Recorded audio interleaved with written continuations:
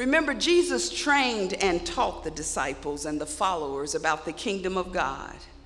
Jesus even demonstrated the role of a servant leader by washing their feet and teaching them the true meaning of humility and service in the kingdom.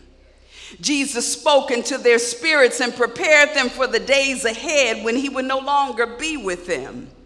But at the moment Jesus was gone, as soon as the prophecy of the Old Testament was fulfilled, at the point where theory met with reality, some of the disciples threw in the towel. They didn't have an expectation of a resurrection. I'm going to say that again. They didn't have an expectation of a resurrection, because if they had, they would have never left. Jesus had told them he would be resurrected. Jesus assured them that he would be raised from the dead. Jesus promised that the temple would be destroyed, but then it would be rebuilt in 3 days. But they didn't expect that what he said would indeed come true.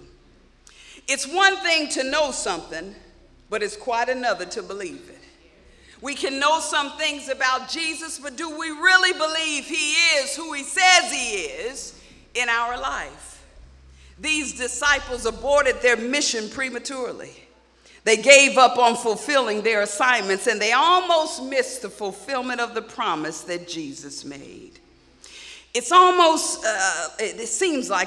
like Jesus was raised at 12 midnight, but they left at 12:01 without even verifying if he had been raised. God has promised us in our lives that he will never leave us or forsake us. He's promised that he will supply all our needs according to his riches and glory.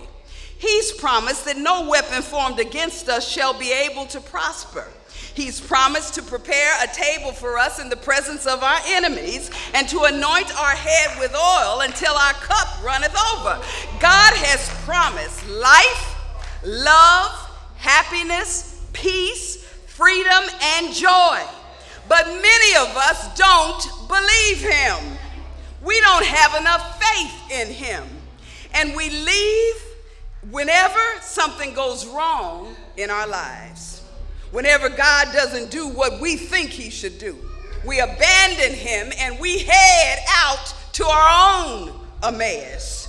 Like these disciples, we go 7 miles and sometimes even further in the opposite direction of where we know we ought to be. We abort our mission, our assignment, and our call, and we miss the fulfillment of the promise that can only come in our resurrection.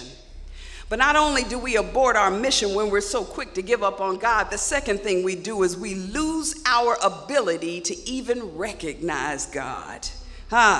In the text, these disciples on the road to Emmaus were approached by a man, I don't need no background, by a man that they didn't recognize, a stranger.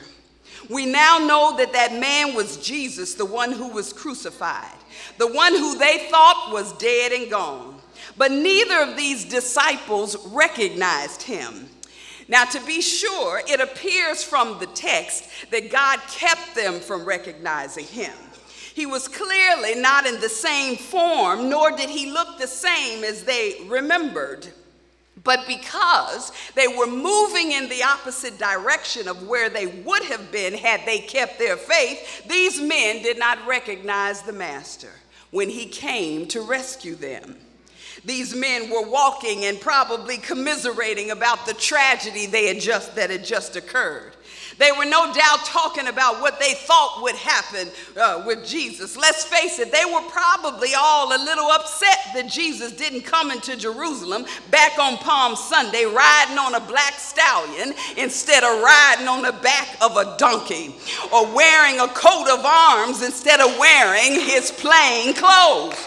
They were probably still upset that when Jesus came into town to establish the kingdom of God, that he didn't come in with a shield and a sword, wiping out all the Roman soldiers and officials that had previously been in charge. They were questioning Jesus' approach even before he got crucified. And now they were probably saying, you know, I knew this thing wasn't going to work out the way he said it was. huh? Why didn't he do this? Or why? And see, if I had been coming in, I would have done this, huh? Why didn't he take down those Roman soldiers and establish his throne? Why didn't he stand up to them instead of coming in all humbled and bent over and looking weak? If he was who he said he was, why didn't he do it the way I think he should have done it?